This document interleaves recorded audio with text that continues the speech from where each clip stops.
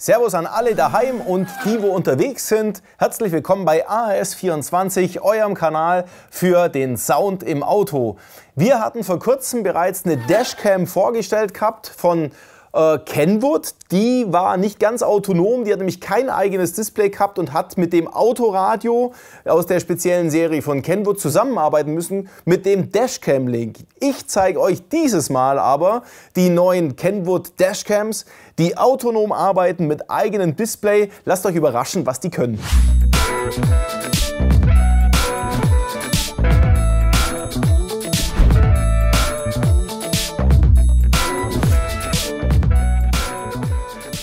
Um jetzt mal alles live in der Praxis zu testen, haben wir diese drei Kameras alle parallel bei mir im Audi A6 eingebaut. Und weil der recht dreckig ist und die Windschutzscheibe erstmal sauber sein soll, gehen wir mal zum Waschen.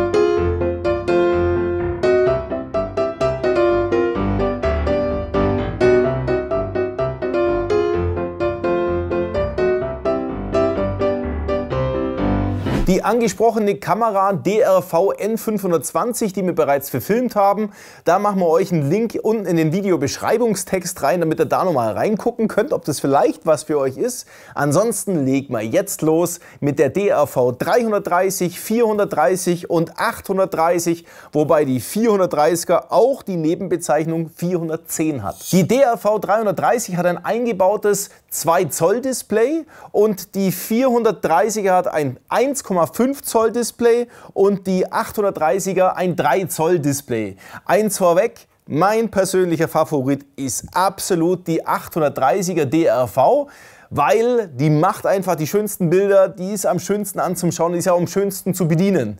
Weiter geht's in der Technik. Die 330er hat eine Bildschirmweite von 111 Grad, was die aufnimmt. Die 430er eine Aufnahmebreite von 117 Grad und die 830er hat einen Weitwinkel von 144 Grad. Also die nimmt extrem breit auf, das heißt viel Information zum Nachschauen, was da los ist oder war. Warum gab es so viele YouTube-Verkehrsvideos aus Russland und aus Asien? Weil in diesen Ländern die Dashcam zur Beweisführung eines Unfalls bisher schon zulässig war und natürlich auch in Anspruch genommen worden ist.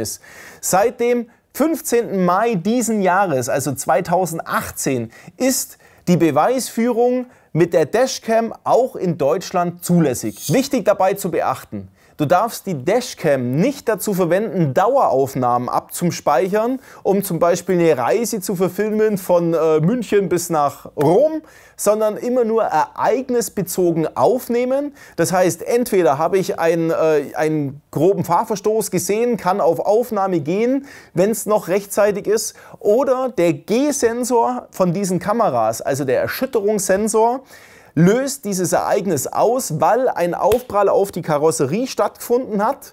Und da sind unsere Kameras sehr intelligent und nehmen sogar 12 Sekunden vor dem Aufprall und bis zu 1 Minute nach dem Aufprall in den festen Speicher der Karte über, sodass dieser nicht mehr überschrieben wird von der Kamera. Also nochmal zum Klarstellen: Die Kameras sind alle so ausgelegt, dass mit dem Speicherchip, den ihr praktisch damit reinmacht, sich, wenn er voll ist, automatisch die alten ersten Aufnahmen wieder anfängt zu überschreiben. Somit wird automatisch der ganze Fluss immer wieder mitgenommen und der aktuelle Zeitraum festgehalten, wird aber nicht zum Dauerspeichermedium. Was auch bedeutet, dass ihr euch keine weiteren 20 SD-Karten kaufen braucht, nur weil ihr immer denkt, oh, jetzt ist die aber schon bald wieder voll, muss ich ja die nächste reinstecken. Nein, alles nicht notwendig. Solltet ihr eine coole Aufnahme gemacht haben mit eurer Dashcam und denkt euch, juhu, die machen wir doch auf YouTube drauf, dann achtet bitte darauf, dass weder Gesichter noch Kennzeichen zu erkennen sind. Solltet ihr die Aufnahme auf einem privaten Grundstück machen haben, braucht ihr hier übrigens auch eine Drehgenehmigung dafür. Alle drei Kameras haben ein eingebautes Mikrofon. Die 330er DRV hat eine Auflösung von Full HD. Die 430er macht Super HD und die 830er macht HD+. Was auch immer das für Aufnahmenamen sind. Ja?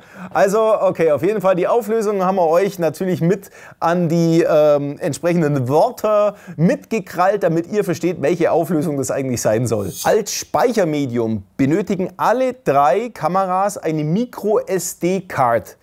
Und die 330er und die 430er haben einen Slot bis maximal 32 GB und die 830er, jetzt haltet euch fest, die macht 128 GB und das sogar mit 2 Kartenslots. Die besagten Micro-SD-Karten haben wir natürlich für euch auch im Sortiment und zwar als 32 GB und natürlich auch für die 830er in 128 GB. Die Aufnahmen erfolgen mit 27 Frames per Second, das heißt, es ist eigentlich ein sehr flüssiges sichtbares Bild und die 330er macht eine WDR-Aufnahme, das heißt, die passt die Hell-Dunkel-Geschichten mit der Tonkurve ein bisschen an und die 430er und 830er haben tatsächlich HDR integriert, das heißt, hier wird ein überbelichtetes und ein unterbelichtetes Bild genommen und zusammengemischt, gibt im Gesamten ein besseres Bild, gerade wenn man in einen Tunnel reinfährt, Tunnel rausfährt, da ist oft nichts zu erkennen bei normalen Kameras. Unsere Kameras machen das sehr gut. Für alle 3 Kameras steht euch per Download bei der Kenwood-Seite ein Drive Reviewer zur Verfügung, wo ihr auf dem Desktop am PC die Software, die aufgeladenen Files anschauen könnt, wo euch dann sogar eine Map gleich sagt, wo genau hat es stattgefunden.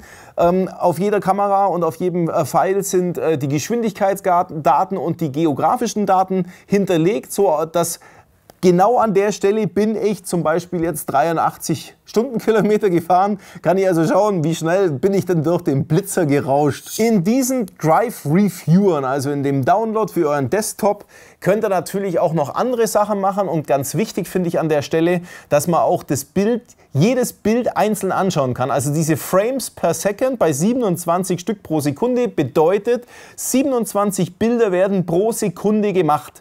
Das heißt, ich habe natürlich, wenn mir ein Fahrzeug entgegenkommt, habe ich ganz schön viele Sequenzen, die ich mir anschauen kann und die natürlich dann im Detail anschauen. Ich kann mir natürlich auch die ganzen Dateien auf einem Videoplayer anschauen, der nichts mit dieser Software zu tun hat, aber dann läuft halt ein Film und da müsst ihr immer einzeln auf Start und Stopp gehen und könnt natürlich schnell einen Frame verpassen.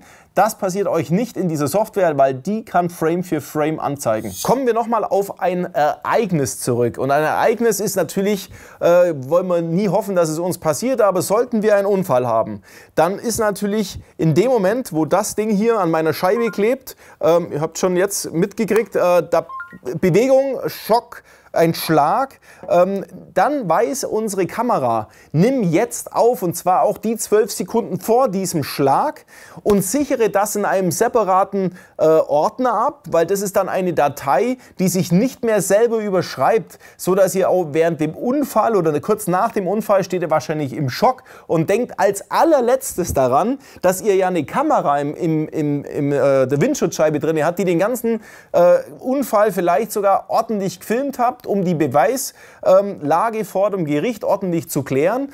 Diese Kameras machen das selbstständig und sichern genau dieses Ereignis, was es auch selbstständig erkennt, ohne dass ihr irgendwas machen müsst. Eine andere Art der Ereignisaufnahme ist der Parkrempler. Und unsere 330er, die hat einen eingebauten Akku, der nach Zündung aus, also ich verlasse das Auto, nur noch 25 Minuten aufnimmt. Das heißt, beim Einkaufen kann es durchaus passieren, die nimmt meinen Parkrempler noch auf und ich kriege das auch signalisiert. Nach den 25 Minuten ist dann allerdings Schluss. Also sobald der eigene Akku aufgebraucht ist und keine neue Stromzufuhr von meiner Zündung, von meinem Zigarettenanzünder kommt, ist Aufnahme Ende. Unsere 430er und 830er haben eigentlich gar keinen Akku drin. Das heißt, solange ich jetzt die Zigarettenanzünder-Variante verwende, ist tatsächlich beim Zündung aus, Auto verlassen, mit der Aufnahme auch Schluss. Das heißt, trotz G-Sensor, den die Geräte ja eingebaut haben, können die nicht aufnehmen, weil sie keinen Strom haben. Dazu gibt es aber auch wiederum eine Lösung, die mir persönlich sogar besser gefällt als der Zigarettenanzünder. Ist zwar minimal mehr Aufwand zum Installieren, aber es gibt ein Kabel, das CDDR100. Das bieten wir euch natürlich zu den Kameras zusätzlich mit an. Dann könnt ihr diese Kamera fest ins Auto verkabeln und der Kamera ein Dauerplus, ein Zündungsplus und eine Masse Versorgung geben, damit die Kamera 24 Stunden lang wirklich euer Fahrzeug überwacht und auch die Aufnahmen machen kann, wenn es zu einem Parkrempler mitten in der Nacht kommt. Durch die Verwendung des Festinstallationskabels habe ich den Vorteil, dass die Kamera natürlich beim Verlassen des Fahrzeugs ausschaltet, auch der Monitor schaltet aus, aber der G-Sensor, der bleibt aktiv und zwar 24 Stunden lang.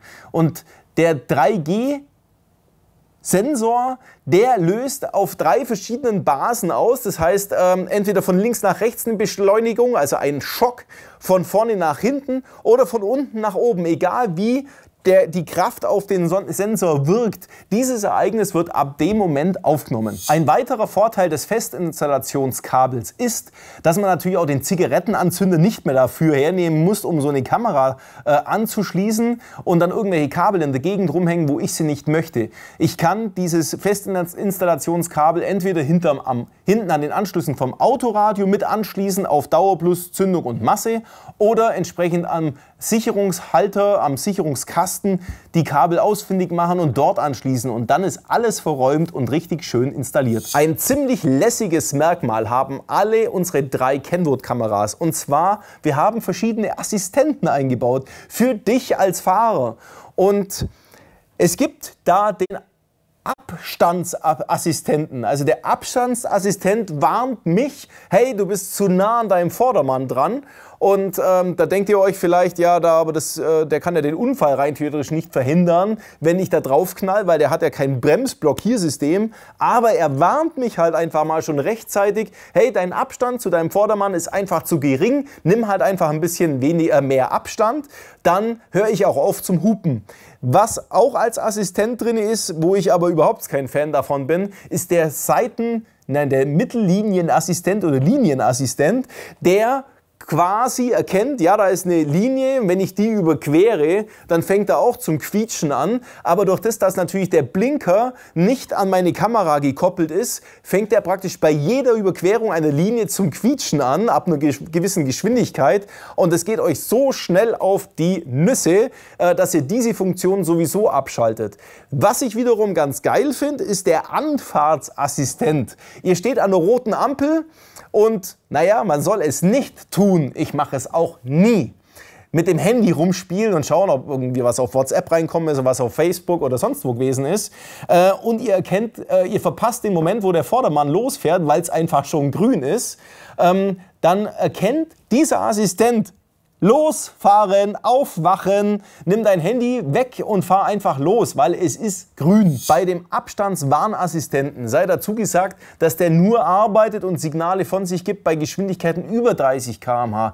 Der gibt natürlich keinen Mucks von sich, wenn ihr euch da auf eine rote Ampel zubewegt und nur einen Abstand von 3 Meter zum Vordermann habt. Alle unsere 3 Kameras haben natürlich im Lieferumfang das Kabel für den Zigarettenanzünder mit dabei, für die Stromversorgung und es liegt auch die Kugelgelenkshalterung für die Frontscheibe mit dabei, mit einem Klebepad, der auch richtig gut hebt. Und da könnt ihr die Kamera einmal richtig festschrauben mit dem Gewinde hier und das Ding richtig ausrichten und dauerhaft dort lassen. Bei unserem Praxistest haben wir natürlich jetzt auch die Bewegungsunschärfe schön deutlich darstellen können zwischen der 330er, 430er und 830er Kamera, weil wir haben ein Fahrzeug entgegenkommen lassen, einmal mit 25 km/h, also mit einer insgesamten Geschwindigkeitsdifferenz von 50 km/h, beide Fahrzeuge mit 50 km/h und beide Fahrzeuge mit 100 km/h.